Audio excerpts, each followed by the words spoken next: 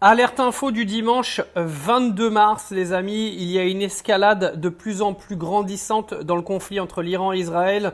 Il faut savoir que Israël s'était déjà fait transpercer la nuit dernière par des attaques iraniennes et on vient d'apprendre qu'un missile a touché le centre de Tel Aviv.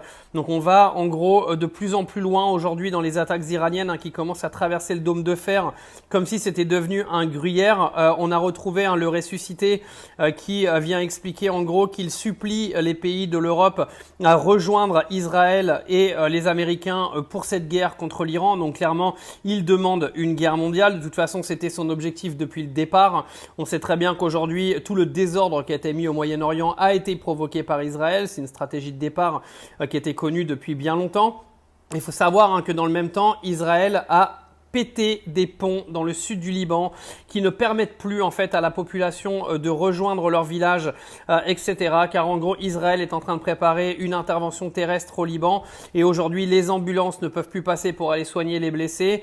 Les gens ne peuvent plus aller chercher ni médicaments ni nourriture. Donc on se dirige clairement vers un nouveau génocide au Liban commis toujours par les mêmes, c'est-à-dire Israël qui se battent contre le Hezbollah en tuant la population libanaise. Toujours les mêmes excuses de légitime défense, alors qu'on sait très bien qu'ils ne le sont pas aujourd'hui, clairement. Il faut arrêter de nous prendre pour des cons.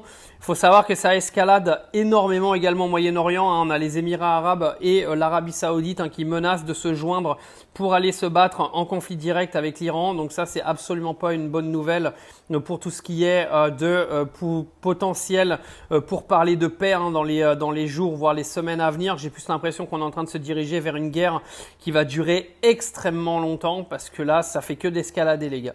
J'ai du mal à voir aujourd'hui où est le positif là-dedans. J'ai l'impression que ça escalade de jour en jour. On voit que l'Iran prend de la force, que aujourd'hui les États-Unis et Israël commencent à supplier les alliés de l'OTAN de se joindre à la bataille. La semaine dernière, c'était Donald Trump. Maintenant, c'est Benjamin le ressuscité qui vient justement demander aux pays de l'OTAN de se joindre à la guerre. Je ne sais pas où ça va nous mener tout ça. En tout cas, ce qui est sûr, c'est que là, tout ce qui est prix du pétrole, gaz, etc., ça va être une catastrophe naturellement parce que quand il y a autant de bordel, vous pouvez être sûr que tous les prix vont flamber de tous les côtés et ça donnera une excuse aux gouvernants pour venir vous soutirer un maximum de pognon quoi qu'il arrive. Quoi vous dire d'autre à part que ça sent quand même pas très bon cette affaire. J'espère qu'il va pas non plus y avoir trop de morts du côté civil parce que pendant que nos chers leaders sont en train de se planquer dans des bunkers ou sont en train de jouer au golf comme Donald Trump, des soldats sont tués, des civils sont tués tous les jours. Donc voilà ce que je pouvais vous dire pour ce dimanche 22 mars. C'est pas réjouissant, j'aimerais bien vous donner des meilleures nouvelles, mais à l'heure d'aujourd'hui c'est pas le cas, donc autant ne pas mentir aux gens, comme ça ça permet d'être transparent.